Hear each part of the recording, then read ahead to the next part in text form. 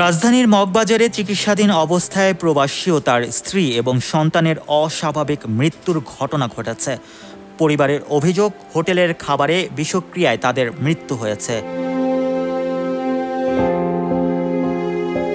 রোববার একই পরিবারের ৩ জনের মৃত্যুর বিষয়টি নিশ্চিত করেছেন ডিএমপির রমনা থানার ওসি গোলাম ফারুক।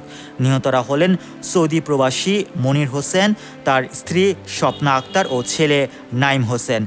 তারা লক্ষ্মীপুরের রামগঞ্জ উপজেলার ভোলাকোট ইউনিয়নের দেহুলা গ্রামের ছেড়াঝুল হক ব্যাপারীর বাড়ির বাসিন্দা।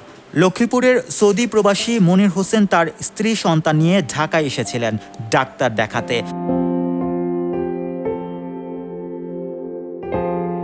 ডাক্তারের সিরিয়াল না পেয়ে মগবাজারে একটি আবাসিক হোটেলে রাত্রি যাপন করেন তারা। সেখানেই খাবার খাওয়ার পর বমি করেন। পরে তাদের উদ্ধার করে আদ্দিন মেডিকেল কলেজ হাসপাতালে নেওয়া হয়। সেখানে চিকিৎসাধীন অবস্থায় মারা যান তারা। ওসি আরও জানান, মনির সৌদি আরবে ব্যবসা করতেন।